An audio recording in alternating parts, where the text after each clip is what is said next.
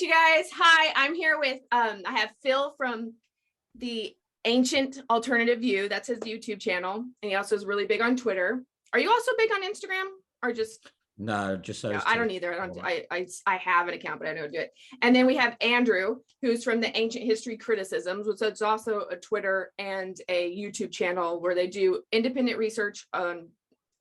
Well, a lot of it's the nubs, but it's also just ancient archaeology stuff. So I want you guys to both individually tell me, okay, so Phil, how did you get into this?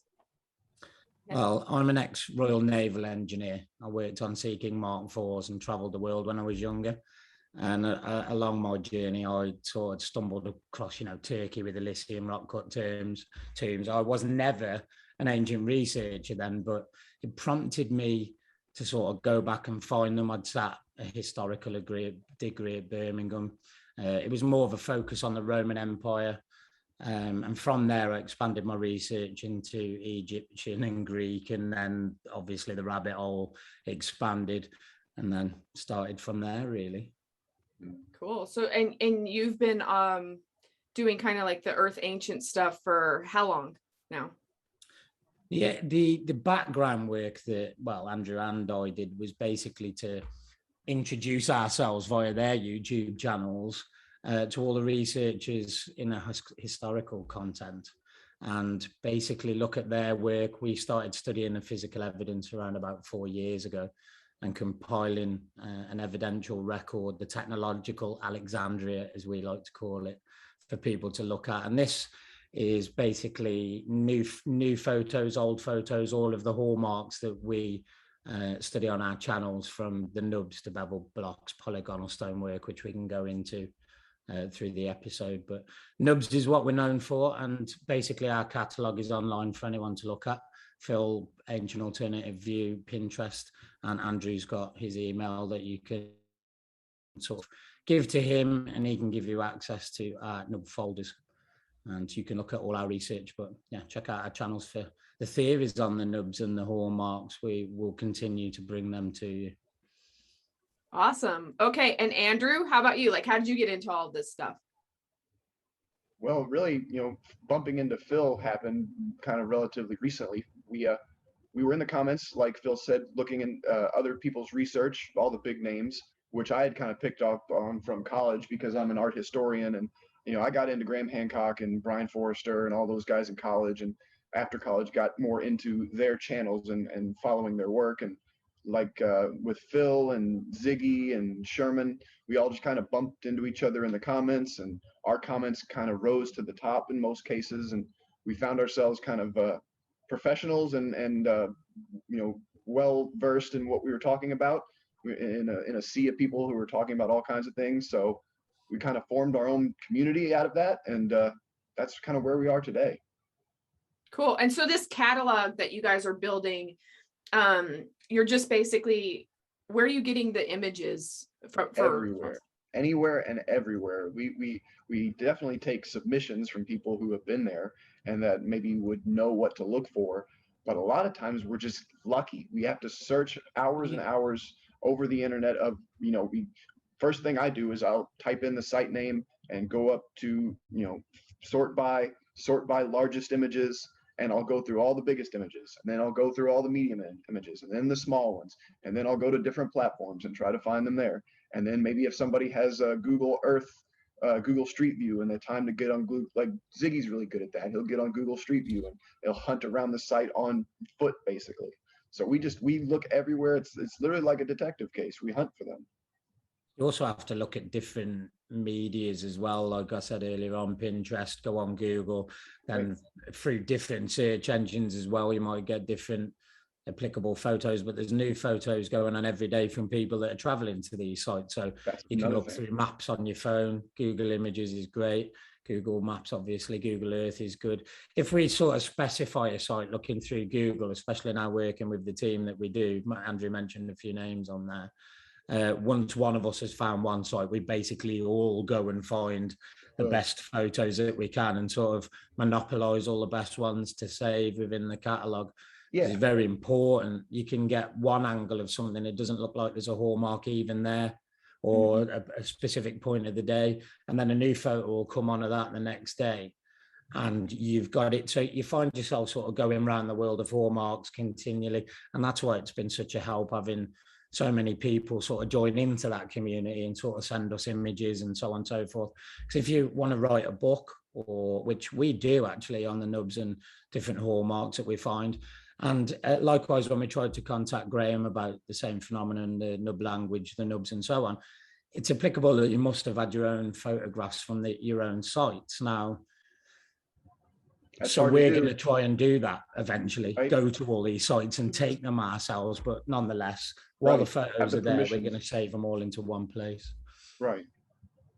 Cool. Well, I've been to a lot of places, so I will send you everything that I have on any of them that I've taken nubs on. Great. But yeah, like so it's so weird because, like, for instance, I went to Mahabalipuram in India, and I was taking all kinds of photos. And at that time, I didn't even know why I was taking as many as I was of like some of the ruins, but I was just like, that's weird. That's a weird thing. That's a weird mark. And then I went back and looked on my photos just recently, and I was like, there's a nub. There's a nub. That's, yeah, you know, but I didn't, when I was taking the picture, I didn't know I was I wasn't even taking a picture of a nub. We find that a lot of times with the ancient sites. There's a specific genre I can jump out straight away. Ancient temples in India have all got famous elephants that are attached to them. And if you type in elephants, ancient Indian temples, and look at the stonework behind the elephants, they're capturing the elephants as the photograph, but the temples behind, all the nubs are jumping out. Andrew and I are going to do a video on this phenomenon. So people don't know what photos they're taking, but as long as they keep on snapping, when we keep checking them, the hallmarks get found every other day via that. So it's the best way to do it. Just to take, you're excited when you're on site. I've done loads of on-site work, and I've got photos on my wall behind me where I'm actually stood underneath a nub, but I never knew it when I was on the site. Yeah. So it's really important to get those photographs and study them back, sort of thing. Right. So, okay, let's kind of like walk people through what you think nubs are, and then how prevalent across the world they are.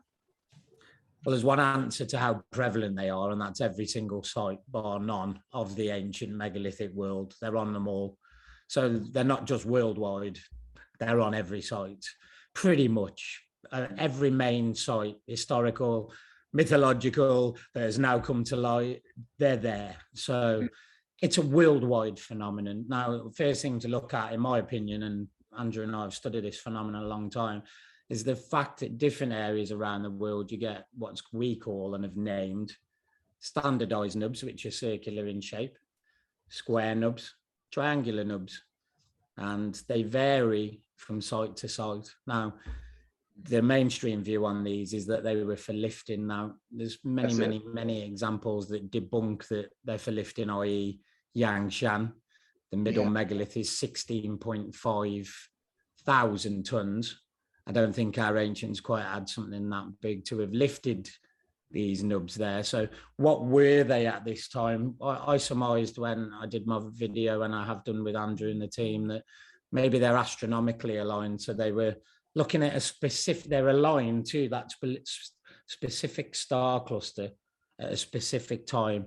So when that hits again, they were giving themselves a certain amount of time for something to happen. So those sort of like mini predictors, if you like. And we've looked into the amphitheaters. There's 287 ancient amphitheaters in the world.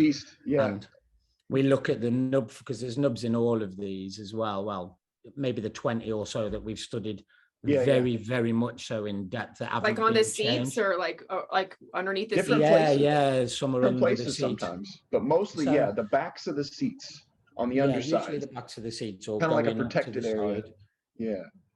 There's great examples of that all over the world. Halicarnassus and Myra, right? Those two are like two of the big ones, and Delphi, of course. Delphi, is a big one. Yeah, and if you imagine variation and the spread across, you know, if you're standing at the bottom from above, they're almost like a clock, if you think. Like a calendar, or you know, it's like a system. You're definitely seeing a system. Yeah, and if you can imagine that you could apply specific shapes of nubs to specific theaters or specific ancient temples. Mhm. We say multifunctional because some cases, i.e. India, Hampi, you might get one at the base stone at the bottom. Yeah. In this instance, it's not signifying a language. So in all instances, they're not a language. It might be a mason's mark or a maker's mark or A whatever. signifier, A right? signifier to Stamp. the nub builders were there. But then when you look at the side of, say, the British Wara temple, Tamil Nadu, it's Right. absolutely covered in what almost looks like a wall. It's a hidden code. I've applied It literally does. There's no better way Caesar to. shift, Polybius squares, all sorts to this. Yes. I've Shadow taken play patterns. I mean, there's shadow all play kind- patterns to all kinds of see. Wait, do where- you have a picture of that one? We do. It's on one of Yeah. my videos. Yeah, we've Okay. got I have this, it pulled yeah, up if you Tamil want. Nadu. We've actually been in contact with the owners of Tamil Nadu, and the temple owners in India are so good. They're willing to send us images as well. So we're going to get up close and personal images of this as well. But when you go on, I found this one when I did I think it was my Nub language part 2. And it's of a lady that's been up close and personal on Google Earth. And luckily for us, she posted it on there and gave us permission that we were allowed to use it. So we've had permissions to use that as well. But yeah, the British Wara is covered in them, full frontal covered in them. And as we were talking, standardized, square, circular, there's standardized small, versions large, on there. different sizes, shapes, placements. I've got more. And like Phil was saying about the elephants, like I love these. I went to that region of India. They do have elephants carved on every temple. Now, see, this is unintentional like documentation here, but it's the best documentation we've ever seen. It's like they're so clear and crisp, and you can see the different shapes, And sizes, these of polygonal nature. These are very up-to-date photos. Andrew and I found them the other day, and you can almost zoom right into the mineralogy of the actual stone itself. So some people ask me, could they be connection points? The more out there theories like flight of stone and levitation of stone and mineralogy changes through alchemic remedy and so on and so forth using a body, because it was different back then. Chemistry was, it's not like it is today. It was applicable to the body. So were they softening stone, manipulating stone? Of course they were. So is this some sort of recipe to show you how they did it? Star alignment properties? I mean, for me, it's kind of like, I feel like even if they were geopolymer or like the pour point, or where they would have filed those off, like for aesthetics, you would think they'd have the. Well, yeah, you wouldn't make your ornate temple. Yeah, and like leave they had to have a function if they weren't important. Yeah, it kind of makes it ugly in some cases where you otherwise have a nice pristine surface and very. I mean, yeah, like look at that one. Like they're at the bottom, they aren't even symmetrical. Right. Yeah. There's chunks and clusters. Right. So that's what. I mean, my thing that I think they are. The more and more I look at it, and I actually just read this. I listened to this podcast about this book that Eric Van Doniken wrote about one of his Egyptian tour guides that died in 1997. But he got killed at the tipple of his shit suit. But before he had died, he had told Eric Van Doniken a like outrageous story that's fantastic about how when he was a kid, his dad and his uncles and them were robbing a grave underneath the step pyramid area in Saqqara in Egypt, and he was the smallest one. He got through this hole and then it collapsed on him, so he was stuck inside this tomb, and they gave him some flashlight and some water, and he had to spend the night overnight in there. And he said that there's some fantastic stuff in that, but the main thing that he said was weird is that if you poked on these lumps on the wall, they would start glowing. And then he went into the tunnels and he jumped up and down, and the little glow points on the wall would light up the path. And so like when I heard that story the other day, I was like, that's what nubs are. It's probably not, but at the same time, I do think that there's actually some credence in what you're saying, because if you think of South American nubs like Ollantay Tambo, as you're walking down, the nubs are actually internal to the structure. So you've got external, like you're seeing here at Tamil Nadu, the British Wara again, but you also get internal. And I surmised again, this was on I think it was Nub Language 1, the South American examples, when you walk in, exactly that if it was dark, or the moonlight came in. We looked at shadow play, and the people who were aware of what the nub said, it was almost like a command center or somewhere that you could go into gaining building instructions or, you know, something along them lines. But you're right in that if they were internal, they obviously had some sort of function, or if there was light applicable within the tunnel at that time, did they give off some sort of directional purposes? I'm not sure, but I think you're right in that, because why have them internally otherwise?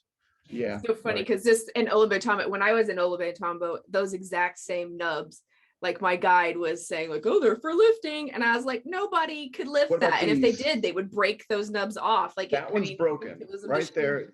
They're fragile, especially I'm surprised these have survived down here. These are very fragile. And then of course these other ones, they're not prominent enough to be, you know, to have any purchase. The only ones that may be practical are these, and it's not even on the block, and it's a weird shape corner block. The thing is though, Andrew, you know as well as me, you can go up the structure a little bit there, and on the internals there's actually a corner block, and it's got a nub. I was going to try to find that one. You wouldn't actually get anything around it to lift it, and when you surmise that the blocks are what 10 ton upwards, how is that small 2-3 inch nub going to lift anything?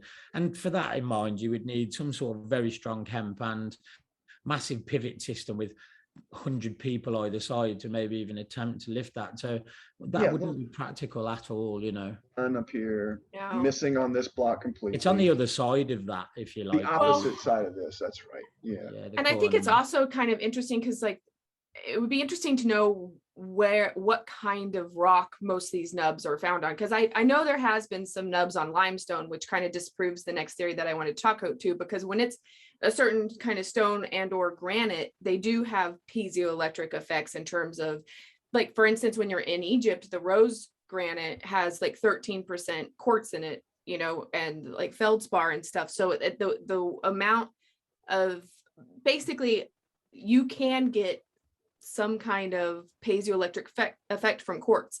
So I kind of wonder what all of these things are made of. Right. I've covered that in a video as well, and showed how you can get piezoelectric not just from quartz but from household things that you can get, so salts and so on and so forth. And I put it onto a video. He cracks it up and he gets electric from that. So piezoelectric through quartz. And if I may mention this, 33,000 years ago the gravitium was spawned by the Aurignacian and the Neanderthal, and for 20,000 years that's an empire, not the Roman Empire of 1600 years. Right. You're talking 30,000 years here. Now, their mining operations across Europe, from Russia all through Europe, might I add, was on quartz sites. So quartz was very, very prevalent. I might add as well, on every single ancient site, you've got a river bend. A river bend actually contained kaolinite and quartz. Every major megalithic site had that build within it. So was it the same builders because of that? Were they using it because of it? Resonance then becomes an important factor, doesn't it? Yeah. Healing properties through stone and so on and so forth. You get that a lot in Egypt, Saqqara, you know, so. Yeah, I mean, that's the theory like I'm most aligned with, but at the same time, I do like the Braille for giants. That's in certain cases where that's a really captivating idea, like the Kori Concha. We can go back over there because there's an area where it does really look like Braille. How about Cusco? And not only that as well, around the corner from the image that you're going to show, there's actually one singular nub, isn't there, to the left-hand side of the Coricancha? That's right. It looks like a push button if it opened a door, because the Coricancha has been changed a lot now, but where the Coricancha door was, it's almost like it shut you in, like it was a housing for something, i.e., if we're going to go down the ancient technology road, and that was written about, like the Ark of the Covenant, if that technology source was more powerful at that time, you'd need somewhere drastic to house it, wouldn't you? House it, store it. Somewhere internal, like the Coricancha and the size of the doors and so on there. Right. That would be a great housing space for it in its infancy, you know. And what did the Ark of the Covenant say it would do? If you opened it, it would blind you, it would jump out radiation and so on and so forth. Right. We've surmised that technology source may have been running out. Look, they had ways that they could smooth stone. It's almost like in Egypt in some areas that they've put it against the wall and gone from bevel block to flat block and like just wind it across, as they feel like it now. Yeah. Is that a heated technological aspect or? Yeah, right. Remains to be seen. Yeah, Yeah, I could see that. that's a good So one. I also think that it's really interesting to talk about how if nothing else, if we don't know what they are for sure, we definitely know they're connected. Like this makes the ancient cultures connected. It Yes, means and- at one point in time that there was a specific set of engineers using the same schematics in the bases of these ancient structures. Because say Warangal in India, for argument's sake, you've got the subterranean area of that contains nubs. The subterranean areas in Egypt contain nubs. Abu Ruash, it's now buried and surrounded by an RAF base. But that's got nubs. The Assyrian has got nubs. Yeah, The where are the stairs- nubs in Assyrian? Because I was, oh my gosh, there they There's are. loads in And the I didn't even Assyrian. notice them when I was there because I The wasn't into perimeter nubs wall, yet. the back wall, and it's got a lot of these little filler stones, and that's going to be another thing we're going to talk about. Yeah. in Andrew, upcoming- you've got the ones in the water that Bennett Uncharted X took photos Those are great of. because And they're you see the actually water. down in the water. We call them water level nubs for waters rising could and be, so on and so yeah. forth. Oh yeah. One of these And they're black and white prominent. ones. There you go. Prominent as well. So you There see you the go. water level today is up here, but some, I guess, a dry year, whatever, exposed these, and you've got 3 on this side. Oh wow. And all around Egypt, you've got like around the Cleopatra temple, the Philae temple, which That's have all right. been moved. It's a bit of a playground now, but That's you've got true. water level line that you can see all around the temples. So they must have known how far up and down the Nile was going, which brings loads of questions into play. Well, and I mean, if somebody if you were just showing that picture right there and someone had, they would think that was in Peru. They wouldn't even think that right there was in Egypt. Like that, Right. it's, they're the building styles too are super. From the Corey Concha to here with these corner blocks and everything, it really is. Yeah. Very similar, yeah. Yeah. Very similar indeed. So what do you guys think? I recently saw you guys do a video on the pinch marks. Yeah, the pinches, the little pinching evidence. We've coined that term. We don't really know what this stuff is, but we've tried to coin that term to try to classify what we think it might be. So again, with the pinch holes, it's fascinating because like the nubs, if we found one set and it led on to a worldwide phenomenon of these, and they're exactly the same. You've got to differentiate the pinch holes from, sometimes we see just standardized holes where different cultures, i.e. Romans, have come in and set up tents and so on and so forth. But these pinch holes, they're an entity to themselves. They're internal to some temples, external to some temples, some low, some high. And again, like you said with the nubs, they're in places where you wouldn't have put them with your ornate temple because they're all around the sides of the doors. And I mean, I've surmised 1 or 2 things. I know Andrew has the same. We studied these on and off now for quite a while as well. But it almost looks like a rigging system for lighting and or maybe some some sort of of pulley system. But then why would you have that internally? Like, it's crazy. But even with that theory, like that's a weird place to have that, you know, You just and that wouldn't many really next have to each temple other. with them, Like, I don't know. Yeah.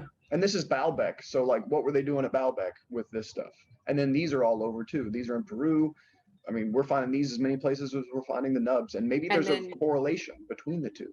And there's also the how the doorway goes in, like 3 layers. Like there's the framing, and that framing is similar to some in Israel. Some of these ancient tombs in Israel have that same like header Pumpu design. Punku. Yeah, that too as well. The gates. Yeah. Yeah. So a lot of this stuff, it echoes, and once you've got it all laid out and you're familiar with some of these sites, you know, these hallmarks become more than just coincidence. You start seeing them for what they are, which is a repetition. And finding them on all sites. I mean, Baalbek's intriguing because it took us a very long time to find nubs there. There's bevel blocks there that people attribute to the Romans. We don't, but the nubs actually show and indicate on the base levels. We've got great examples of them. And that shows that they were the nub builders as well. So, you know, it's hard to comprehend, but the nub builders were on every single site really that we can find, whether they're a single ornate nub or a wide variety of nubs, they're there. Yeah.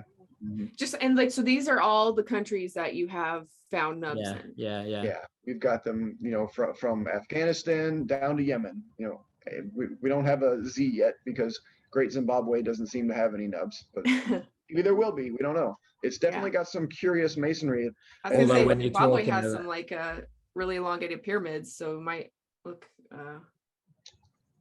I mean, let's see. I was thinking about, you've been talking about Bellevue a couple times, and we wanted to show that one because I mean, that's one of my favorite sites. And it was one of these ones where we kind of got this aha moment because there's only a fragment of these left. And let's see, let me find a really good photo here. Guys, it is that corner, isn't it, Phil, that we're looking for? Here's a good one. So these nubs, and then the surface treatment, right? The wow, pitting, yeah, they have that rustic. it's all, yeah, like an eroded, but maybe it's not eroded. Maybe this is just how the stone was well, worked. like rustification was a stylistic choice for a lot of, yeah. Right, yeah, aging and artificially weathering. And let's see, this is a good one. So this little row here was sedimented. This hillside had slid, and all this was covered up. And then they built these retaining walls and exposed this corner much later, after all the rest of the temple had been pillaged of stones. And what do we have is this one little remnant here of these nubs. But look at that, that's fantastic. Yeah, and it's so cool that we have that left, because it could have been so easily taken. And you can see how they kind of skip and jump and vary where they're supposed to be, and none of it looks like the standardized practical lifting bosses. And then, like you say, if that was the case, why didn't they knock them off? And then in this case, it's curious because this is supposedly an unfinished temple, because you'll see this decorative trim, how it suddenly stops. Yeah. That's a curious phenomenon. We have some really good photos of that. This site has all sorts of weird marks in the quarry, and then it's got a whole round tumulus next to it that's megalithic, that's underground with giant walls. And the craziest part is that some of these walls, these blocks, the joinery is fake. So the blocks are way bigger than what they look like. Oh, I see. Like, so they just kind of carved into the block to make it look like a facade, but it is like one block. Exactly. Oh. So like with this one, the joinery is fake. So you have these giant puffy blocks that are impressive on their own. And then when you look in behind them, you find out it's even wilder. Wow. Yeah. So, like this one, for example, that seam is fake. That is one block across the top. But you see where you are at Bellevue Mausoleum there. I mean, Turkey is probably one of the, just like India and South American example, one of the biggest hotbed for ancient hallmarks ever.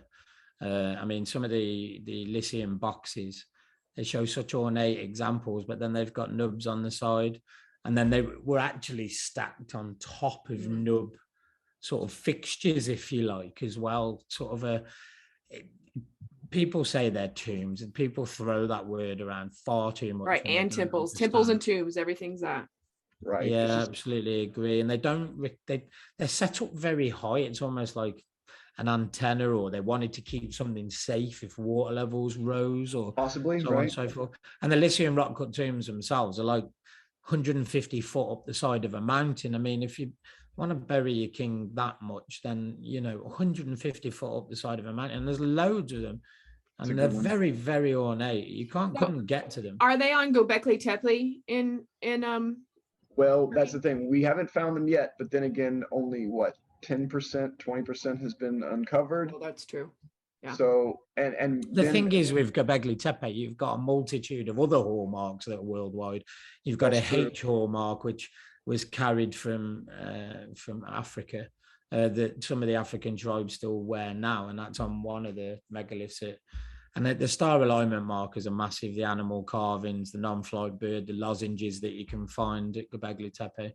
And the lozenges there indicate 9. So like they could see 9 planets 12,000 years ago. Now, if you could see 9, was there another planet there, a hidden planet? How long ago were they looking at planets if they could see 9? And that brings to another question. How were they doing that? Was it through star viewing pools? Had they created some sort of telescope with Faience glass that we don't know about? We don't know how they were seeing it, but they were, because they documented it in stone for us. I mean, Göbekli Tepe is not the start of our journey. It was no. I mean, we talk about it like right now where it is, but it's. I mean, That's just the tip of the iceberg. Well, I think. it's near Cappadocia, isn't it? Cappadocia is full of pinch holes, might I add. But Yeah, right. Cappadocia would have housed, what, 250,000 people subterranean-wise. Whether it would have worked 1,300 years is another thing, you know, but it did, or we wouldn't be here. Those are such tiny pinch holes. That's interesting. And Like, it's they're- like if it's the evidence that we're saying it is in Cappadocia and this like terraforming ability or rock carving ability, then what's it doing on the oldest temple in the world? You know, right. so we there's got to be more underground still, and maybe that's some of the reason for the hesitation to excavate. But I don't know. Place your bets. Do you think maybe they will find nubs at Göbekli Tepe? I think so. I think so. It's And an that could even be a absolute decorated nub right 100%. there. 100%. So what do you guys think in terms of what's y'all's theory on everything in terms of so where did this megalith culture go? You think it was just a cataclysm that kind of knocked it out, or are we integrated into it, or what's your story of the ancients? Like, what do you think happened? Well, you Do you want to Phil. go first or me, mate? I'm quite happy to tell mine. You can. I tell love me. Go how ahead. all of us have slightly different, like we all like have all the theories, and we all kind of seem to. But you've got to look at two trains of thought, haven't you? You've got to look at one off planet, one on planet. But the problem is on planet, yeah, Wow. you've got DNA evidence that takes us back to ACH humans at 375 million years. The Neanderthal had 1,000 different strains. So we went back to the Aurignacian, Denisovans, Neanderthal era at 35, 40,000 years. We have Neanderthal DNA. So are we an alien? No, maybe not. But we are different than the things that have evolved here, like the sunlight hurts our eyes where a crocodile, it doesn't. So they are prehistoric. Are we? I don't think we've adapted or been here as long as maybe other different hominids were. We've got to look at pre-cataclysm, that it was definitely a megafauna Game of Thrones. They talk about the 11 sets of different hominids, and let's talk about a couple of them. You know, you've got the atomically correct humans, the giants. There's a gigantism gene. It's still around today. It's not like it wasn't there. The conquistadors killed all of those off through the Inca period as well. So, Right. you know, you've got to look at that.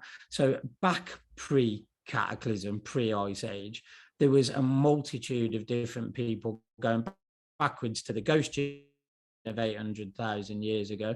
You've then got what's called, and what I call, the blue class warrior gods, which is the gods of Hinduism. Right. That are a technological marvel. These guys are flying stone, looking at different wars in the skies. Does that mean it was aliens? It doesn't, does it? But that timeline everything has to fit onto that, and we have to put our physical evidence within those timelines. To be quite honest with you, you can see the third eye from Hindu to the Eye of Horus to Odin through paganism, through, you know, and these are not just hallmarks, these are facts, these actually happened. So, you know, were the blue class of Hinduism part of what we call the snake motif? You see that around the world as well, where they're experimenting with human hibernation, things like that to cope with the cold. Was this predetermined? Because if you're blue, your iron is different in your blood, isn't it? If you're experimenting with snake venom, then if you don't know if you know this, but it comes up bruised on your arm and you look blue. So if you experiment that a lot of times. You know, there's those blue skinned people in Kentucky. They're called. I know them, the blue fugates. That's right. I forget what caused that. Is it colloidal silver? Yeah, colloidal silver or copper, something like that in their water stream. And turn them. It almost seems like there was 3 or 4 different sets of engineers. You could have almost plunked one set in China at, you know, Yangshan, one set at Monte Alpan, right, Baalbek, and so on. But it seems that one set followed star alignment centers. One set was the megalithic builders. Did they meet up over technology at one point in time and end up as a warring faction with people that were jealous of that, maybe? But it seems to me, and it's documented through Egyptian hieroglyphs, through blue class, green class, so on and so forth. The Egyptians even said that Thoth walked to them. They didn't say that he flew there. He walked with the emerald tablets. He did not fly. So what was Nazca? Were they looking at themselves in an air balloon, or was something coming down? They could have been flying over their own site with balloons. So we can't always suggest that it's off-world, but, you know, did we come from Mars and terraform here? What evidence suggests to that? Well, at the minute, not that much, you know. So to me, we're progressive going backwards, and until it's proven to me that we're something different via DNA, I'm going to go with that we were here and we've evolved as an atomically correct human through other species of atomically correct humans and hominids. You know, yes, we're a bit of a mixture in Neanderthal, that's proven, it's in our DNA, 5%. You know, they were spawned from the Aurignacian, and the Aurignacian's DNA disappeared for 15,000 years. Where did it go? Where did it go? And then it came back, and that's strange. But, you know, were they bred to look after conditions, to survive in conditions? Because you've got people like Tibetan monks, Shaolin monks that are around today in that part of the world that great in cold conditions, they can do anything with their body. Right, yeah. Were they bred for that? Were they actually there for that? Did we look at star alignment clusters and predict cataclysms? We can suggest that and surmise that, but at the minute, I can't put the physical evidence to that, but we definitely had more than 11 atomically correct humans going back to 1 million years. So it's feasibly possible the engineering in between those times was quite easily. So you think that doable. maybe just, you know, environmental pressures or cataclysms kind of have given us giant setbacks and Massively, cases of amnesia, basically? I do, yeah. I think that the cataclysms basically pushed us underground. The Ice Age pushed us underground. I think there's a massive influence in Arctic research at the moment, isn't there, with probably 100 different worldwide powers looking underneath Antarctica to see that the climates underneath are around about 24 degrees, which is completely habitable, you know. Yeah. So at the time of when the Ice Age was there, did we have habitable pockets? The answer's got to be yes, or we wouldn't be sat here. We wouldn't be here. We'd be gone. But did we crawl out of caves 5,500 years ago, Darwinian theory? Absolutely not. No, we didn't. We've just lost a lot of sections of engineering skill and so on. We as humans now look at smaller is better, technological is better, i.e. your mobile phone, your computer. Our ancients simply didn't. They looked at what's bigger is better. How do you know, look better to your neighbor? And if that is one of your megalithic predecessors or family members, you're going to want to do better work than what they did. But the fact is, it does show the same hallmark. So they were working together at some point, you know. Yeah, maybe Egypt, because there's a lot that comes together. Nikkiana, you know. Yeah, Andrew, what do you have any differing opinions on what was going on in the path or the past, or are you kind of on the same page, or what? Yeah, Phil pretty much spells it out. I'm kind of on the fence because you're confronted with one of two possibilities, right? You either have an Atlantean style situation of a lost civilization that was very different from us, and what came after is not as good as what came before, or we have off-world intervention to talk about. And it's like, when you look at the nubs are very alien looking, and some of the sites are very alien looking.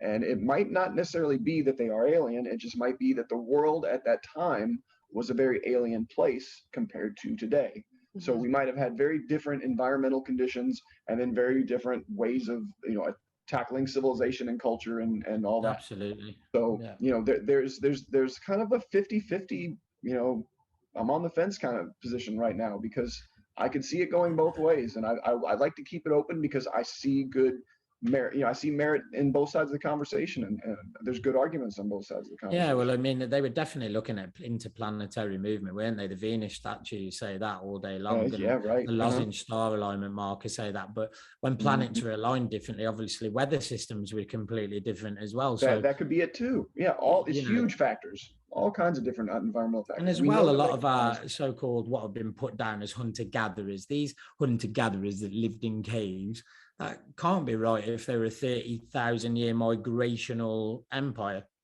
They kept us going.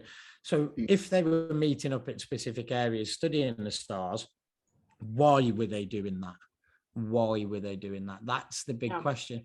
It would have had to have been for a reason. They're not just going to sit around and look at the stars, are they? So over an amount of time, they were collating data. Why would you collate data? To predict whether something's happening. And to me, a lot of these buildings, yes, they're astronomically aligned. The solstices are nothing new to us, right. But what do you think those things are? Do you think that's really for the sharpening your tools? Oh, that's No, another wormhole. no. I That's don't think another so. wormhole. Yeah, because I see Yeah. those all over when I'm traveling, and I'm going like, I don't know what those are. No, we think that is They're the biggest ones are in India, and they go into like a granite andesite mix, and it granite. cuts Yeah, through about I'll maybe pull that one. 8 or 9 inches, as if it's like butter. What are you calling And those? we look at it like I have it organized scrape as marks or scoop marks, scrape scoop mark. marks. Yeah, really, it's in my odd Yeah, processing marks folder, which is this all kinds of craziness in here. But we have it from Egypt to Yeah. India, and in India, man, this stuff looks really weird. It's like a hot knife through butter. I don't really know Yep, any other it way to does look explain like it. that. And yeah, then but yeah, they're the why was same that sort on? of Those are effect. in I mean, Egypt a lot. I saw those in Egypt when I was there. Yeah, and some of these other ones in the quarry at Egypt, they're more than just one kind of mark. You see them here. There's thin, big, deep, overlapping. So and this is the quarry. This isn't at a temple where you would have pilgrims scraping off their souvenirs. This is the quarry out in who knows where. Or Jebel Al Salsil is where, but Oh, sorry, Phil. I'm sorry to interrupt you. I just was like, I was looking at those going, wait, what? I know there really are so many different anomalous little aspects that could be found everywhere that are now for me. So you're kind of going like is this Atlantis? Or are we talking about aliens? And I'm either way, I get kind of I just get so frustrated on the mainstream view of why is this not super fascinating for everybody? Like when you really start looking into it, it's crazy. It's very cool. And like what, like it almost seems like there's a systematic ignorance, like they want to, or I don't know who they is, but there seems to be not a lot of focus on this in any of our traditional upbringings, and there's like a lack of focus on the fact that, hey guys, there was an ancient like intelligent civilization, how they got there, what their stories are, and they were all around the world, and why that is kind of still to this day by the mainstream glossed over bothers me. well, you're Yeah. seeing a lot of, and I hate to say it, archaeology and science go hand in hand, don't they? And I bet scientists over the last 20 years or so have been so frustrated that they can't show their findings because it doesn't match up to the archaeological stories we get. And if one isn't getting paid, the other isn't getting paid, and then that goes downhill, and that goes to our children being taught in school. And I'll go back to an episode I did many moons ago, and I mean no disrespect to anyone whatsoever, but my daughter is, well, she's 7 now, but she had a homework title saying it was a 2-page essay on why Christopher Columbus was the first person to make it to America. Now, in a specific context, that might be true, but he certainly wasn't the first person to get to America. There's already people there. So when I did my video, I was like, so it's easy to make a statement. It's another thing to back it up with physical evidence, isn't it? Unless you know it and what you're told. And a lot of people via the mainstream are being told specific stories, and it simply just does not match up to the physical evidence whatsoever.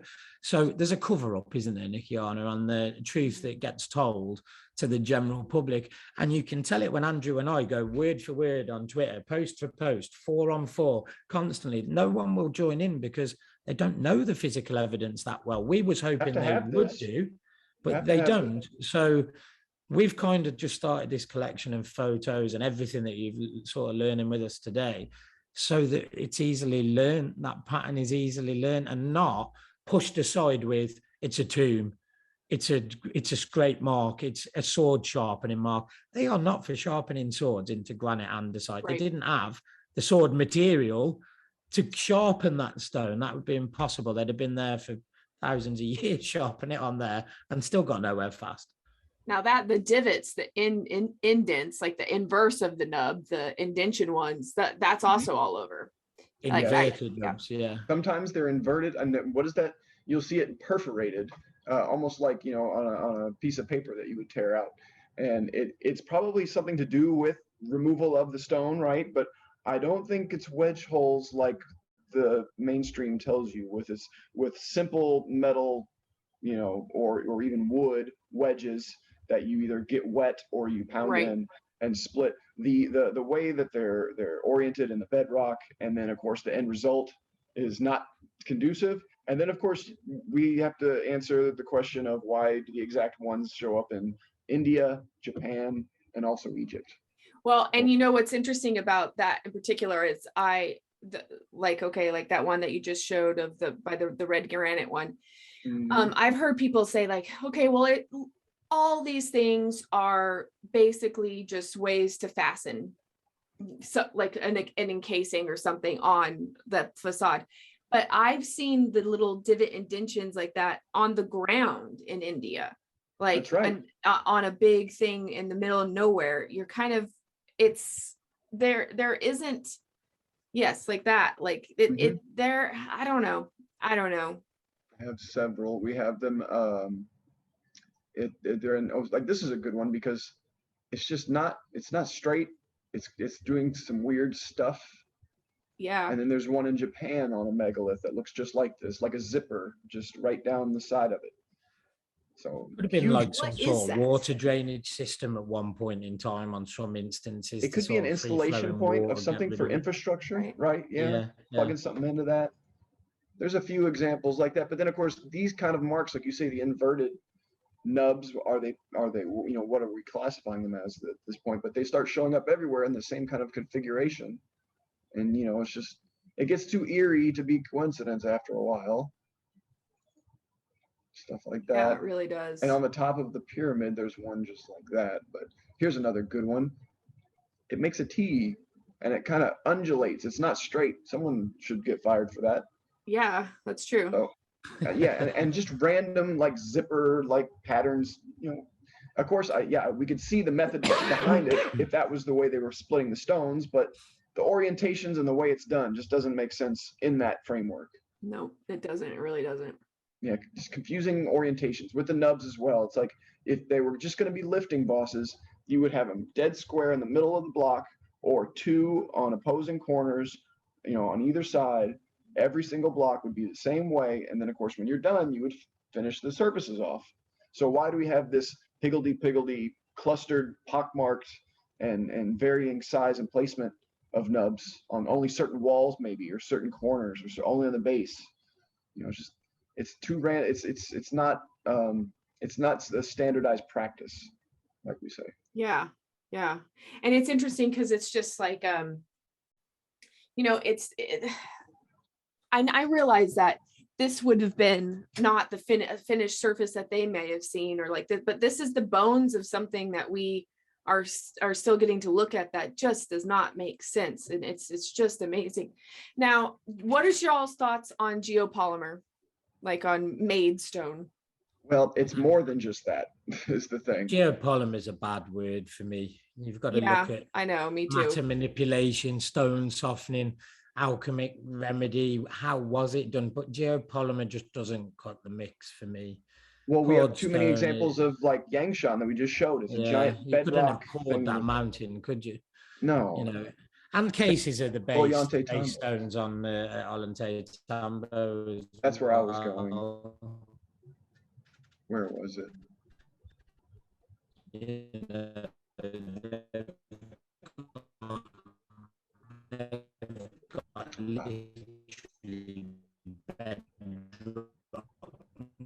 Nubs, so you're not pouring a mountain. I mean, I like the theories through the Great Pyramid on geopolymer, and to be fair, it does studied the Roman concrete application to what we can't copy now. That led me to the growth of stone theory. So we have to take every theory into consideration. But geopolymer is a general poured concrete. Then you'd need to take Atlantis as a general B and Q. So different people could take their different aspect of stone, i.e. red Petra stone, yellow Saqqara stone, black granite from yada, and we go on, and we've got to go to Atlantis, so mix it all up, go to our temple and get the correct formula to pour. And you're going to be looking, like Andrew said, like Yangshan, for argument's sake. It's got to be matter manipulation or some change, I mean, look at these bedrock nubs. So does that suggest that Yeah. they quarried that off there with a manufactured plug, or mineralogy or whatever would need to be taken from that, which we can get, by the way.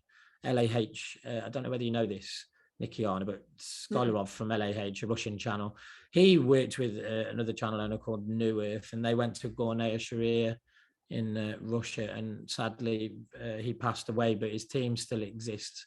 And Andrew and I promote their work. They have some of the mineralogy samples from the nubs that they'd collected worldwide.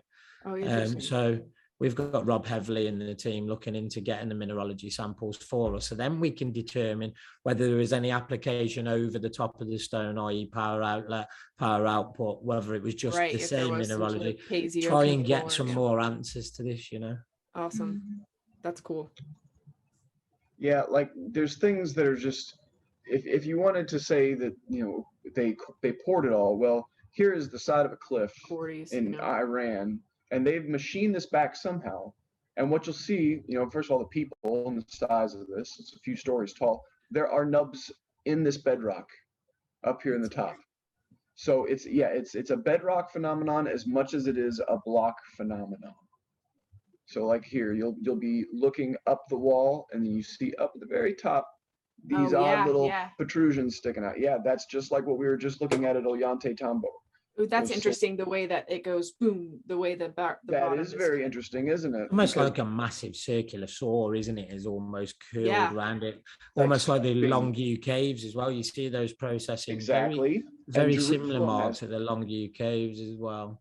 Yeah, Jerusalem has that stela in their on the inside that has these exact same marks. Do you remember the Zoroastrian wall as well, Andrew? That's got basically the technological mark that goes directly underneath the statue, the carving on the side of the. Yeah, and it matches that is this phenomenal. line. Wait until you see this. If we've got it matches the line along the top, right? This kind of processing line. It's almost like they got their technological application wrong, and it just went across the bottom of it. Cut too deep, maybe, right? Or let's see, where are we? Was it Kabe Yizartosh? Yeah. Yeah, I think I might be in the way there. Well, I've got several. They might not all be in the same place. One of them is just like Ollantaytambo again, a planed cut, just like cut into the bedrock, like a setting, and then something punched 3 times into it. It's like, what's that about? And then you've got Zone X that looks very similar to that as well, haven't you? Yeah, with just cutouts, right-angled cutouts, identical to that Zone X. Yeah, I don't know if I have that one in this folder. Phil, it's in a different folder. The processing line. I'll have to pause and pull that up. But basically, it's one of these. It's one of these depictions of 2 men on a horse, and they're passing a circular hallmark of some kind to each other. And around the bottom is just a line where it's like it's screwed up.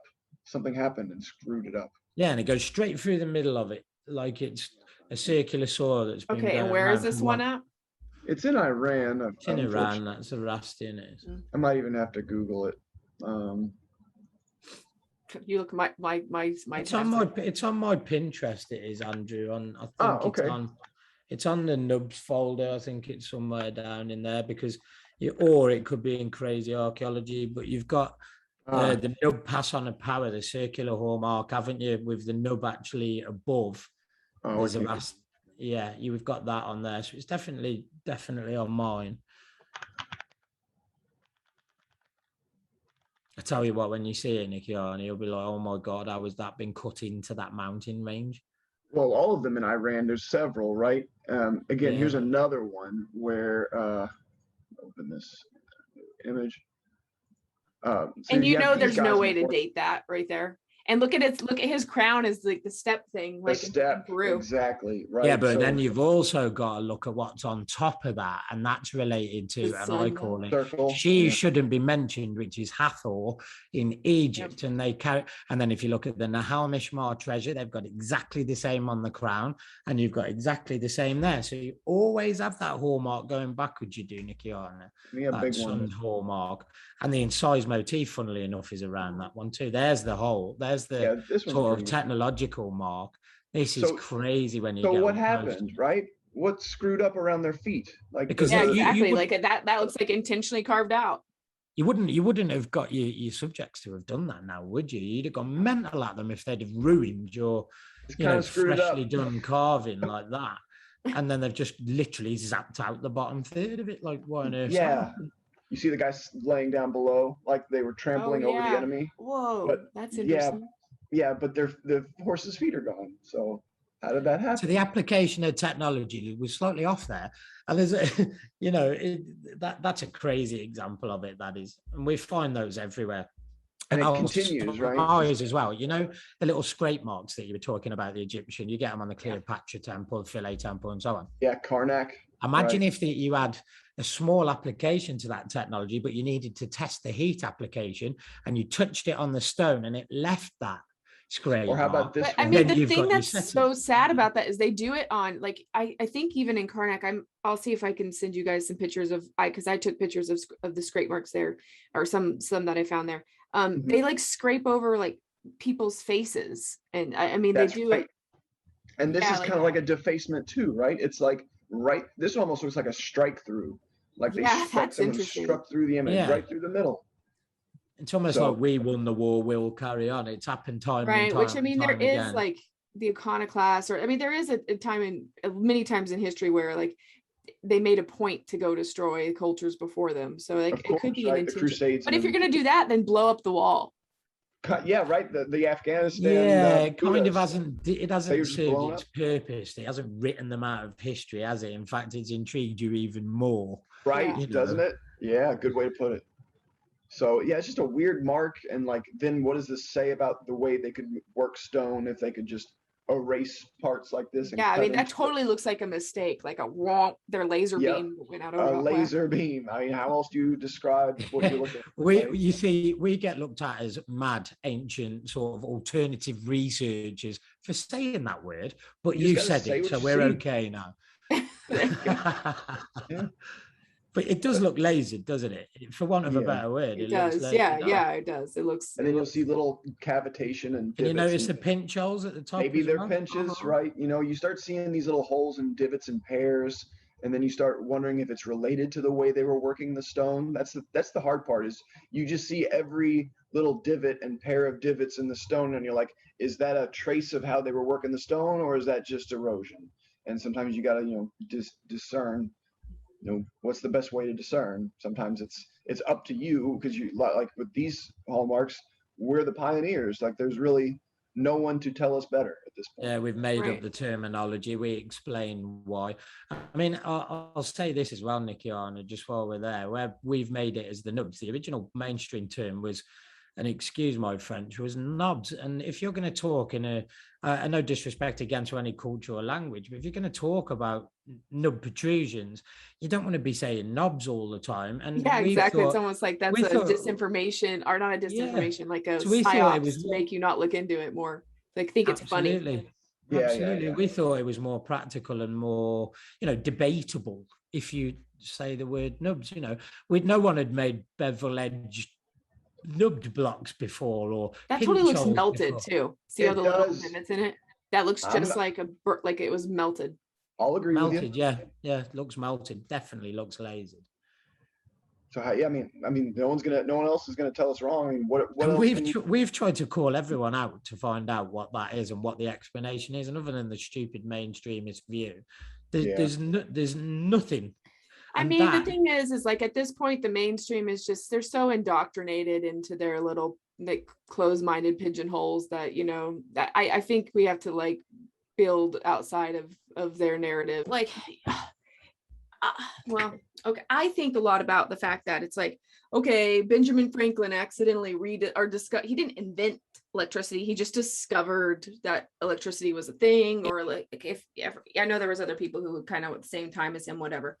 Mm-hmm. But there could be other kinds of electricities that we have, meaning there could be discoveries that we've found out about physics that are just as pivotal as electricity, that we knew how to manipulate and do stuff with, and then have now completely lost. And I feel like that's kind of what we're looking at remnants of a lot of the times. Yeah, it feels like there's echoes of modern technology and like maybe like maybe this is like the purest form that like once you got past all the the version 1, version 2, version 3 of all your tools, once you've gotten to like the best version, it's gonna either, they say magic is, or the most the saying, how it Yeah, goes, like where it's like magic is just technology that we don't know how to use. Or yes. So like at some point their technology, even if it was terrestrially based, it got so good at functioning, at being in harmony with the material that it was working, that it might have been able to just erode the way natural forces erode, but in fast forward, their shaping process. It wasn't, like Phil says, copper chisels and all this, because you don't see copper chisel tool marks or anything like that. You see like it's pure and perfect, or it's got these really weird marks. So how does it go from perfect, like anatomically perfect and everything, to these obviously, really glaring errors? Like the nubs are kind of ugly, and the pinches are ugly, and the scoops, deface the surface. So yeah, it's hard to understand what their aesthetics were, their sense of beauty, and if some of this stuff just didn't matter to them, like if they were byproducts of how they worked the stone, if they were just okay with it, like, oh well, this one's gonna, the tool's running out of battery, it's gonna start making nubs on the wall. Just let it happen. Who knows? Yeah, you're right. Oh, just a question for you. Let me turn interview with you, Okay. my host of hostesses. I heard that you'd said that you've done South America and different bits and pieces. What other areas have you done, if you don't mind me asking? Have you done all ancient sites? And I've been to Egypt. I've been to I backpacked Europe for 6 months, so I've been all over a lot of places in Europe. So I've done like, your Stonehenge, or I've always been interested in like caves, cathedrals, and castles, and just any kind of thing. Wow, no way! You love your castles. That's amazing. I like all that stuff. Same and here. then I've done India, and I've done I've done South America. I've done Peru. I've done parts of Colombia and wow, Chile and Argentina, and then I've done Guatemala. I did Tikal, and then I've done Mexico. I've done a lot of pyramids and stuff in Mexico. Now, and then I'm from Albuquerque. I'm from New Mexico originally, so I've done a lot of Chaco Canyon and we gotta show you this one. Have you heard of Bandolier? I am like very much like, I named myself Nikkiana for a reason, because like I really do Nikkianajones, because I really do go to a lot of places. Like this is my passion. I love to actually be there. And it's so bizarre. Bandolier, I love Bandolier. I used to go there as a kid. I love hearing that. This is the same stuff. This is not the same thing as the Adobe huts in front of them. This is advanced processing of the bedrock. Like this is the same stuff as Cappadocia. Like literally, this is Cappadocia. That's crazy. And then they also have the motifs. Right? Like this stuff is repeating for a reason. We've got a guy that we work with. His name's Dave Bubcat, and he does a series on the ancient giants of America, and he does the 50 states of America with the giants. But he also, his work is based around the stone walls of America, north and south. And I'll tell you what. He finds areas that are like megatropolises that were from before, that were boundary, like our boundaries made by these stone walls. And we find we've got Jimmy Paleo Mountain Man, who finds ancient tools, and he follows the stone walls as well. It's well worth you looking into their work. Nikkiana. Yeah, I definitely will. I'm always looking into other. I'm always kind of thinking to myself, like, well, why is there so much less in North America than everywhere else in the world? And, there was a place, like I'm in Dallas now.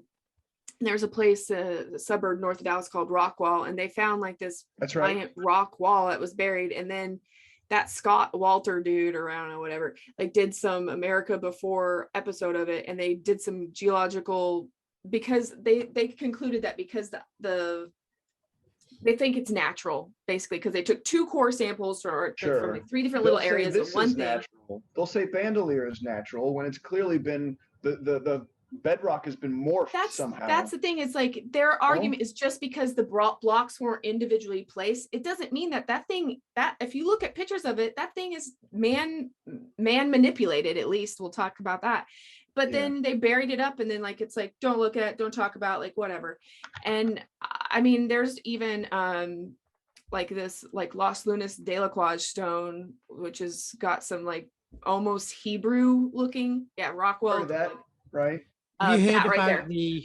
Have you heard about the temples within the Amazon that there was like unmarked temples that had Greek, Egyptian, and something else writing on them? There was a map written to them, but it was written in code, and there's a system of different, because the Amazon, I don't know whether you know this, was artificially planted in with Terra Preta. Yeah, I do know that. At one point. So that's the scale we're dealing with here. Like they could just exactly put topsoil over a whole jungle and make a jungle. And the Bering Strait would have been travelable at one point. And not only that, but we can't engineer Terra Preta that is as good as the Terra Preta that's still working. Yeah, right. Yeah. It's something, isn't it? And the megalithic builds get better the further back we go. So how good were we back then? You know, it boggles the mind, doesn't it?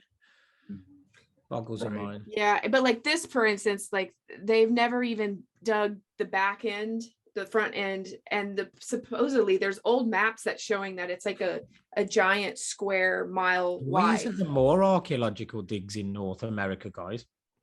I mean, look at the mounds. How many mounds have we lost? Like apparently there used to be like tens of thousands, and now there's Chuck's only. Channel for all Yeah, there's a big cover up on a lot of giant bones that were found, and through time on the mounds. I mean, Josh McGaw, one of our team members, he's a specialist on these. He found lozenge markers that could have been used like as late as, you know, Viking times, and a lot of Canada through the Cataclysm was lost, wasn't it?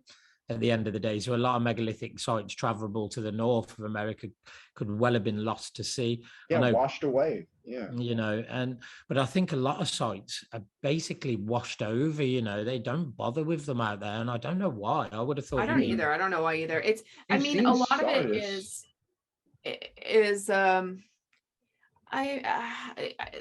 It is expensive. You have to have a lot of permissions and all this stuff. You guys have got budgets of ridiculous billions of pounds for just one wing on an aircraft. I mean, your little side places that say, we'll see, but that's what makes me like go to be a conspiracy theorist, where I'm like, there's something systematic about the covering of our history.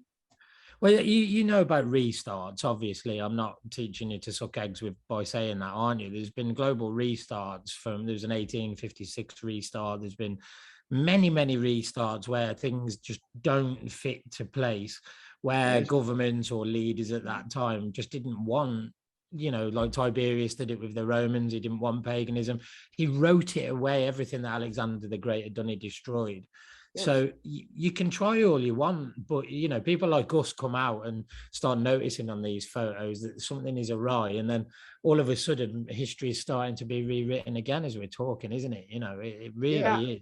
I mean, and then and don't tell me that we weren't seafaring or that we weren't able to, you know.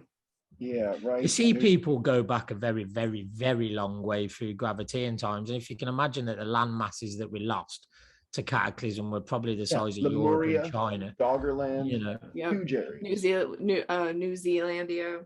Yeah, which was a great Atlantis prospect. It held about 45 of Plato's different key markers, but it was massive. It was a continent when I studied it. It was absolutely ginormous. So, you know, was Atlantis that big? Maybe not, you know, with that argument. Well, at this part, like for me, Atlantis isn't even just, when people talk about Atlantis, I don't even, or Lemuria or whatever, like I don't even think of it as just like this one capital city with concentric circles that was lost to the sea. I think of it as like an ancient predecessor race, or not even race, but a culture or civilization that was. I think of it as the culture as well, the Atlantean culture. Definitely, completely agree with that.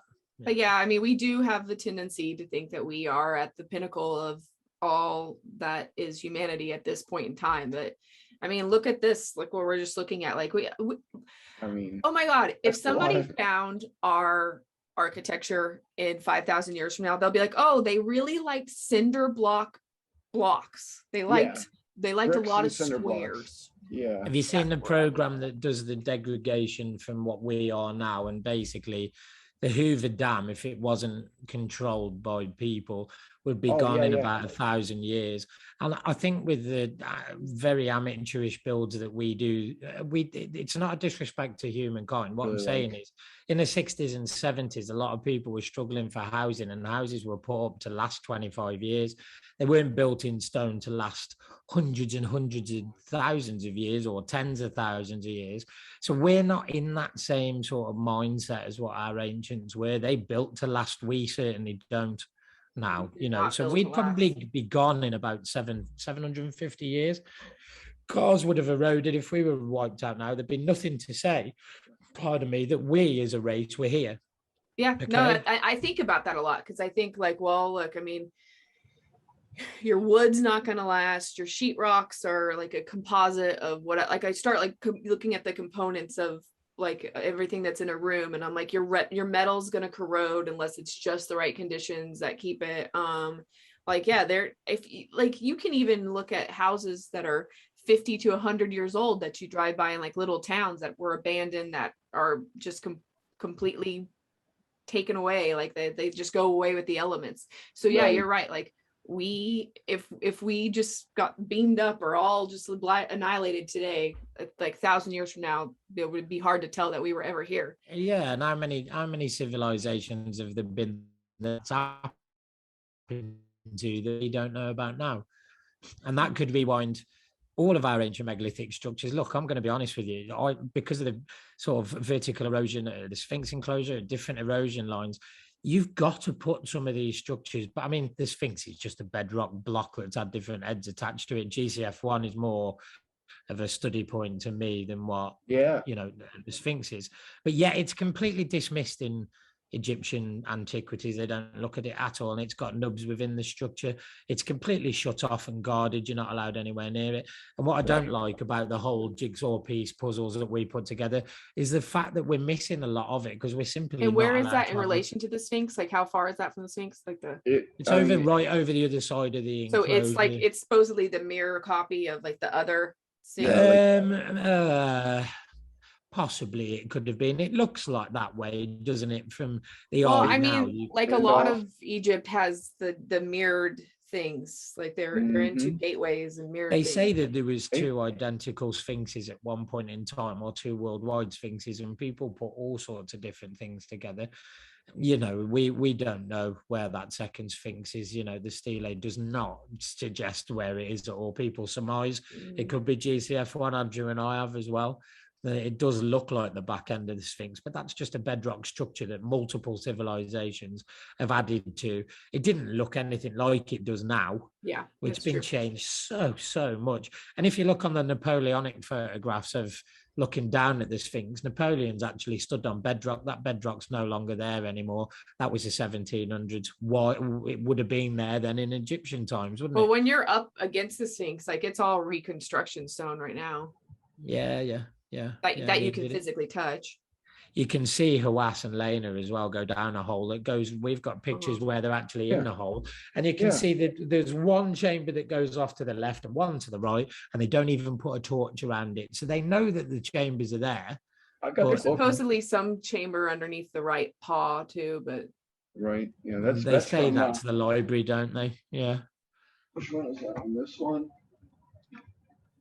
The Sphinx Mystery. I have that one, and I also have what's the other one? The Robert or the Christopher Dunn. The what you call it? I really want to meet him. Yeah, right. Yeah. NEXT invited me to go away with him this year with Chris Dunn, but NEXT, he got $6,000, Phil. Say again, mate. $6,000. Have you got $6,000? Yeah, I was gonna say. I don't want to spend $5,000 for someone to tell me where to go. Yes, I'm going right. straight to the nubs on the Menkure pyramid and studying the back end entrance there. You Yeah. know, there's a new entrance, isn't there, that's been found. So NEXT was going to try and get us into that. And you know, the internal passageway has got nubs in it. He's actually told me that. And he's going to get me photos of it when he goes. So there's got to be more exciting. inside. Like what we found on that was, let me go back here. The Great Pyramid inside, and there's only a couple photos of this thing. So let me do the diagram first. So yeah, you see it on the portcullis slab. It's the only one remaining if there was other slabs. This one just so happens to have one nub on it. And like, you'd think that'd be a prominent point for people to take photos of, but you know, I've only seen a couple diagrams. It's pretty But pathetic. JJ got one in That's pretty Megalithic pathetic. Mania, didn't she? And I Yeah, think we've JJ got got Larry one. at AIP as well. And Larry got one. And we were, before that, we had this one. This was it. This is all we had. And we're just like, look up, that's a nub. You know, you wouldn't really be convincing to people. But then, you know, where's Larry's? Well, first, yeah, this is JJ's. She got it. And we're just like, oh, yep, it's kind of a D shape, just like it is in the illustration.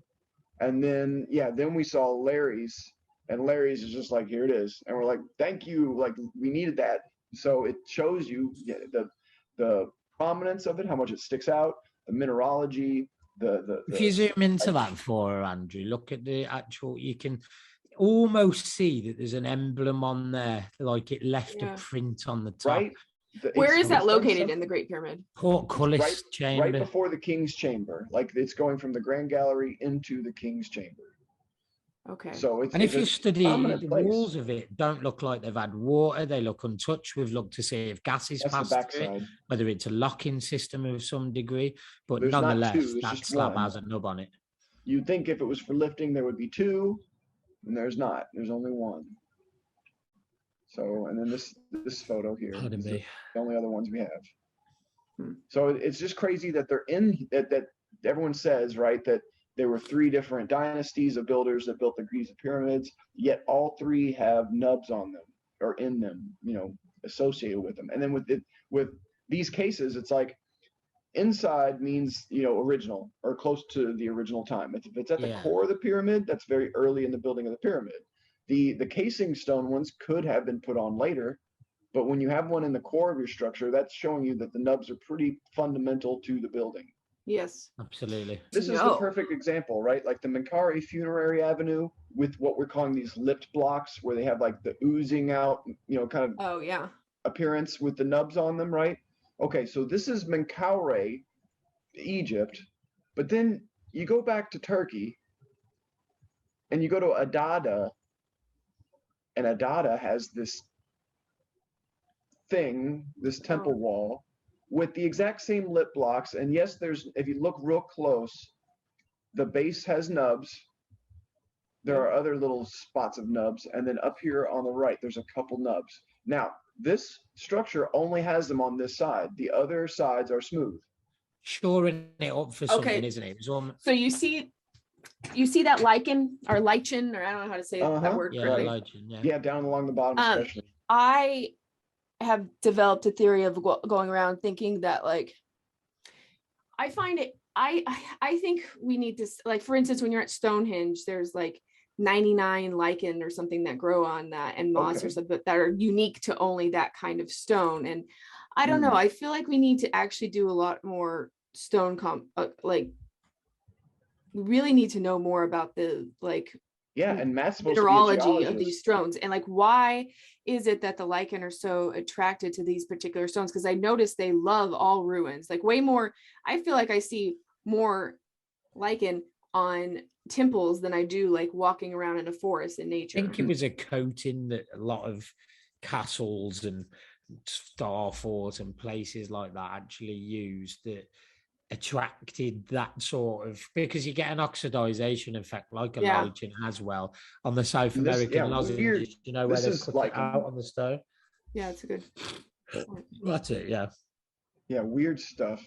It's all lichen though, down at the bottom especially, real heavy.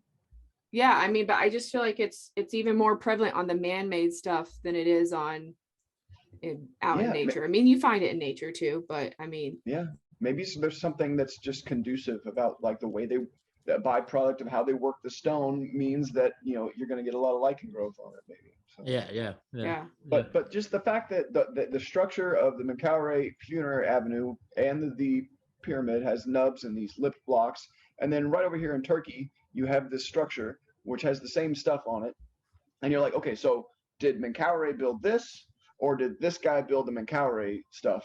And you're just, you know, or who, did someone take the tool? What happened here? But it's obviously. And then you've got another site, right, Nikkiana, that shows you the lipped stone to bevel block to nub morph, right? And it's called the Kurgan Akirsh, and it's a template to pretty much like where we've named like lip blocks, nub blocks, bevel edge blocks. If you look down the Kurgan, at the end of it, it's had the floor taken up and it had nubs on the side of the slabs. But the actual wall itself directly shows you the puffy nature to blocks, the flat nature like you've seen at Bellevue Mausoleum. It's almost like a precursor that says this is the blocks that you could have done or made, or, you know, the surface treatment and so on and so forth. And the further you go down, the more surface treatment that you see. Yeah. So were they pre-softening the stone and working with it, or was that an application like a press system that you see almost like on the cave systems along the new road, like Barger Caves, Laurel Caves, and so on? I have better photos where it's not one to load, right? Yeah, that, I mean, like in... But you can see them. There's like the tapers in the nubs, and they're smooth in sections. So yeah, it's like they're trying to kind of show off maybe, or show that they could certainly styling wise. Yeah, that's like, I think the technical word in archaeology and architecture for that is rustification, when they make it look like that. But this is like pre-rustification, like. Yeah. Yeah, and if you look at the end of it, look at the incised motif doorway that you get, and that's identical to what you find in the Great Pyramid as well. You know, same amount of stairways as well. You know, and it's unbelievable how many hallmarks are identical around our ancient world. Yeah, this is the very inside. And then all this pitting, right? So why would it have all this pitting if it was on the inside? It protected from the elements. The elements wouldn't have been, But it's very porous stone, and maybe this is pinching. Maybe this is like, the cavitation or the rustification, or like if it's electrical, maybe this is like electrical arcing off of the stone and causing pits. That could be it. I mean, I do know that, like, I remember when I went to the Colosseum, it was like they have all this pitting all over the thing, and they literally would take the iron out for cannonball use, like in the medieval time. Or we've talked about that, because in some cases maybe, but not that particular instance. No, that is a great one to bring up, because there's so many examples of that. We're like, all right, so they must have been, they must have known that all these places had metal in them, and then they must have all known how to get it out of them. Exactly, because it wouldn't have probably been on the scene. Like that is apparently like people during the Renaissance era went and tried to make cannonballs, so they just went to old existing buildings and took it out. Then so right next to this, the Temple of Antoninus in the Roman Forum, did you know that its foundation also has this? What? Yeah, well, they're everywhere. The blown out sections of walls, we find that all over the place. You've got that in Egypt, you've got that everywhere. And now I wanted to jump over back to Iran, because Iran has such a cool example. Pasargadae has this giant thing. Has the nubs as well on the side. That looks real systematic though, or real like precise. That's awesome. Like they knew if they were clamps or metal keystones, they knew that they were in there and they knew how to get them out. But then when you get close, there's some curiosity, like different curiosities, right? First of all, there's only a couple nubs. There's not nubs on every block, right? There's only a couple nubs, and this was like weird spots. Yeah, you see the surfaces, the different bevels. Sometimes there's like 2 or 3 bevels, like they pass back over it, and these corner holes again, and it's just like it's peppered throughout this whole structure around both sides. Some of them aren't very deep, so in some cases maybe they're just trying to find the clamps, and maybe they were unsuccessful. Looks like other ones are blown out from the inside to me, like there was a current going through. Almost like they had like giant neodymium magnets and were like trying to fit, like, I don't know. Sucked them out. Someone said that in my comments, and they said that about Pergamon. So let me go back to Turkey, and Pergamon. There's a really cool old photo that shows it, but also this modern photo. All this down here has been done like that. Yeah, So wow. I mean, it's just, yeah, like Well, all this. it seems an awful lot of metal clamping to be taken out. That does to me. It almost looks as if something was going and defensive. It's very, very precise to be defensive. Yeah, They didn't have machine underneath. guns, or did they? You know, so it looks like something's imploded outwards, exploded Come outwards on. rather than inwards That's towards it. true. Let me find the large one. I believe it was.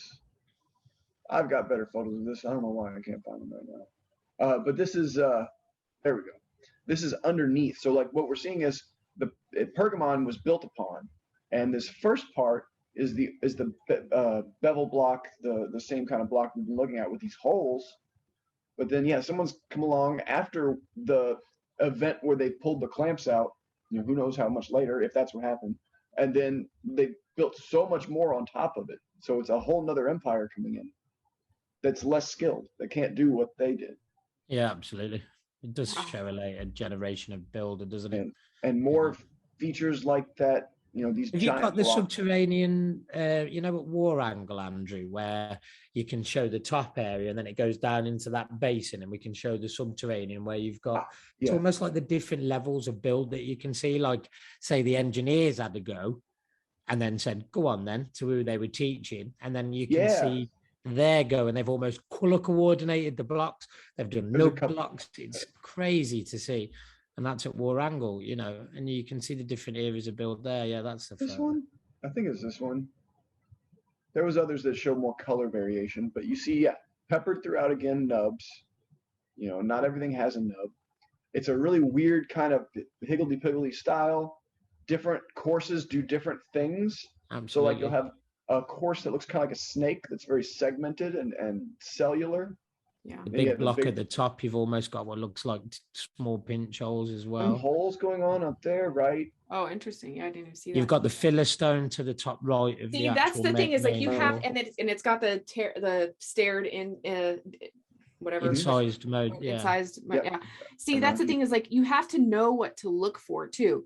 Like like a lot of times if people were walk up to this, they wouldn't even notice these nubs because they're looking at, you know, this is why we try and do like the phenomenon of each specific hallmark. So we do like a basic guide. We've just done the incised motifs. You know, it's a learning curve for kind of all our team as well, but we'll do a beginner's guide and then do part 2, so people actually have the in-depth guide to the specific hallmark we're studying.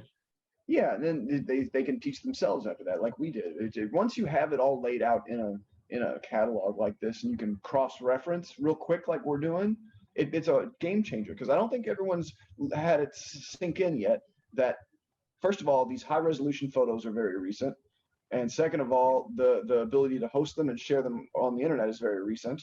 So before that, you would have to go to each one of these yourself and see all these. So it's like you said, you go there, you might miss them. You have to see it, you know, after the fact in photographs. We're basically on holiday every day. We are studying new photos of every single site to see if it turns up any hallmarks on, you know, because in an ideal world, when you're first looking, you've got to look at the base stones first. Usually you find like the bevel blocks and nubs down on the bases. If not, you work up the doors and see whether it's got the triple header motif, and then above the doorways, as they've got nubs, internal nubs and polygonal stonework. It's all conducive to a specific set of engineers, you know? Yeah, it is. It's amazing. Okay, you guys. Well, I think this is a good start for people to kind of get, you know, like, we could go on forever. So can I. I'm just sitting here going like, oh, I want to look at that picture and that, because this is like. Would you like to do another video? With I would love to do another video with you guys again, and I also think that, yeah, I mean, I'm gonna send you guys some stuff. So like, let's talk about how people can find you guys, one, and then what would you like would you like for people to send you images that they think they found of one of these anomalies? Absolutely. Any ancient sites that they've been to on holiday that they're going to, if they're just for fun with their kids, you know, anything like that, if they can go up to the main temple walls, anything like that, and just randomly take as many photos of the stonework as Hey, they you never know can what you're going to and catch. send them to us. We'll go through them all. That's fine. But yeah, it's the on-site photos. We really want people to send them to us, and so we can study them more, and at high resolution. So that would be great. Yeah, that's the key. Thank you for talking to us. You've been Thank you guys fantastic for this was great, and thank you for showing me all the different that stuff. Okay, so now we can find Phil at like how you actually find ancient_view is Twitter, and YouTube is the Ancient Alternative View. YouTube is the two that you can find us on. Our team's basically found as our channel names on Twitter. You can find us. So if you could add that in, that'd be great. Just a link to the Twitter. Okay, and perfect. And you tend, how often do you do videos and look into these things? It's dependent on how quick the research gets done, because when you find a worldwide phenomenon, we've got to study every site again. Yeah, you got to go back to collate at least 20, 30 images, 40 images to put in a video. Yeah. And Andrew, how do people find you? For me, you can find me on Twitter at AHC_channel. And then on YouTube, it's just Ancient History Criticisms. Ancient History Criticisms. Okay, cool. Well, you guys, this has been a ton of fun. Yeah. So thank you so much. And we will do it again. And maybe we can bring in I love me some Ziggy and Sherman and all, we can get other people to come in and we can start going through like one specific phenomenon, or we do something. It'll be cool. Yeah, absolutely. You're really good to talk to, because you talk like we talk and just go on about everything ancient. You can tell it's a passion for you. Whereas a lot of people haven't got that passion, especially to keep up with me and him. Well, thank you. Yeah, this has been a long passion of mine. And it's a legit, this is a legit mystery. And this is something authentic mystery. Super, when you get into this and when there's a community of the Nub Club, which I like that one. The thing is this is way better than watching a Netflix or something. Like this is, it ruins fiction for you, because all of a sudden, what you thought was just boring, wars and politics there's some other weird stuff going on in history. There's some sort of weird cover up and some sort of weird stuff and it's in our face, but not really talked about. And so this is great. And what an honor to meet you, and thank you very much indeed. We look forward to speaking to you again. Maybe you can come and get interviewed on our show, eh? That would be fun. Okay. Yep. We just keep going with these photos. We could do this all day, jumping back and forth, learning new things and live.